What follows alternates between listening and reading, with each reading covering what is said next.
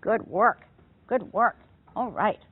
Well, welcome to the mountains of Washington State, where I'm wearing a mask and playing with a little robotic dog. You want to do it again? That's right. Go get it. Bring it back again.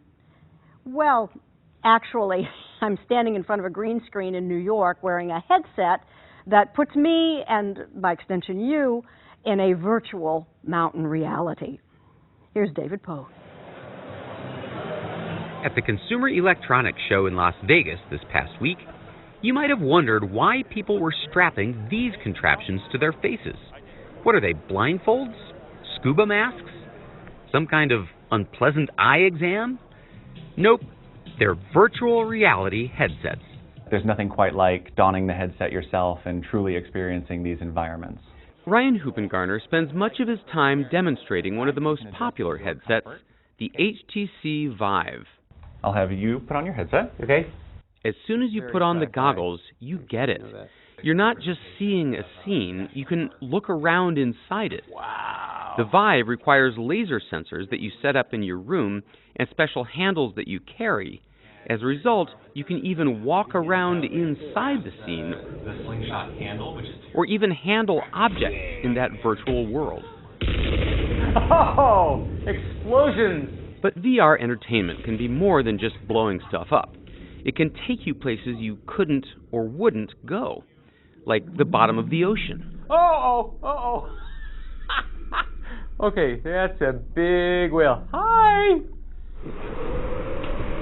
Or the top of Mount Everest. HTC isn't alone, of course. Sony, Samsung, Google, and Facebook each released new VR headsets last year. And just this week, another half dozen were unveiled at the electronics show.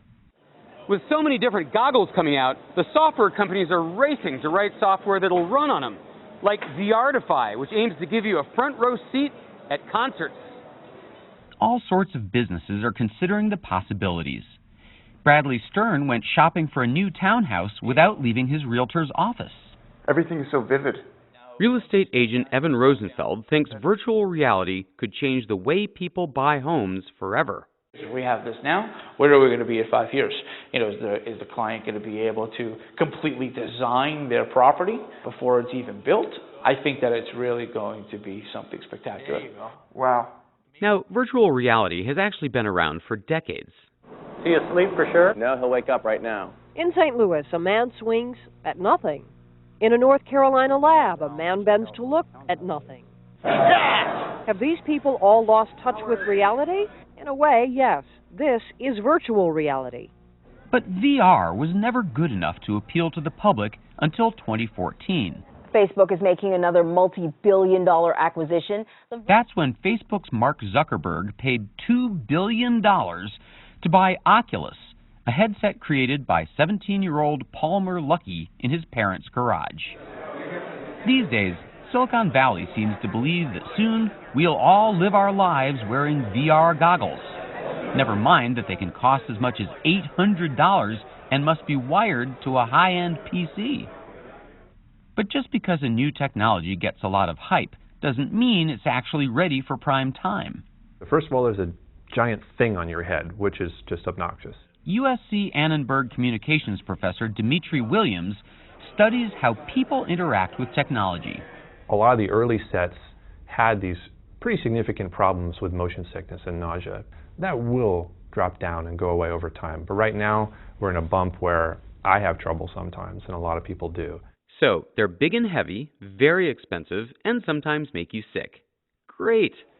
But Williams says there's an even bigger problem with VR. It's incredibly isolating. It shuts you off from the world. I don't think people are going to be wearing VR goggles much of their days because then they can't look at other people. And it is just that simple. And that's where augmented reality comes in. That's where you still see the real world around you, but the computer layers new graphics onto that view. Remember Pokemon Go? Last summer, millions of people played this game, searching the real world for digital creatures that appeared only on the phone's screen. That is augmented reality.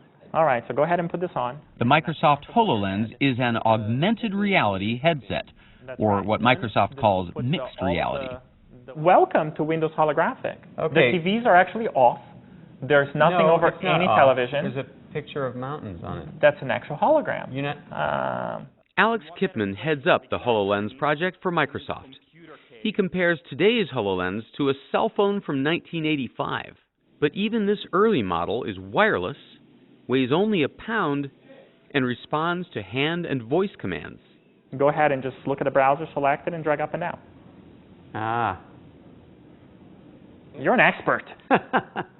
When you work then with wearing HoloLens, you're saying that you have multiple virtual floating monitors like this? So That's you can right. say, okay, here's my programming, here's my web, here's my email. That's exactly correct. Imagine infinite monitors at your fingertips.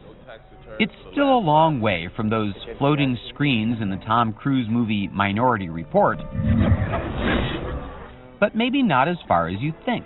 So let's go ahead and get in. Oh, hello. There's a dude here. Right brachiocephalic trunk. In Ohio, Case Western Reserve University Medical School and the Cleveland Clinic have teamed up to create an anatomy curriculum. The internal thoracic arteries, which are arising from the subclavian arteries, they pass down on either side of the sternum. The school plans to replace the traditional cadaver lab used for anatomy classes with clean, upright, heart still pumping, digital bodies, courtesy of HoloLens. Mark Griswold led the team that designed the curriculum. What you're doing is what our medical students did the first time they saw this too. They got down on the ground and they looked at it from underneath because it was the first time they were able to see that. You know, that is crazy. You know, they always tell singers, sing from the diaphragm, you want your diaphragm flattened, and I never knew what that meant. Yeah, that's the diaphragm. This is the muscle that helps us breathe. Wow. It's a really important structure, and it's really difficult to see in a cadaver. It was really the diaphragm that blew me away. I had kind of an aha moment. First-year medical student Nicole Wise was surprised at how real the holograms seemed. I went in 100% thinking it would be a fun day, but that it was going to be gimmicky. I walked out of it having learned things that I hadn't appreciated either in the cadaver course or in our lectures. We envision a day when every student showing up on campus is going to have a HoloLens in their backpack. Like high schools are giving out laptops to use. Yeah, this is going to be a core part of what you learn. Whether it's history or anatomy, you're going to be learning on HoloLens.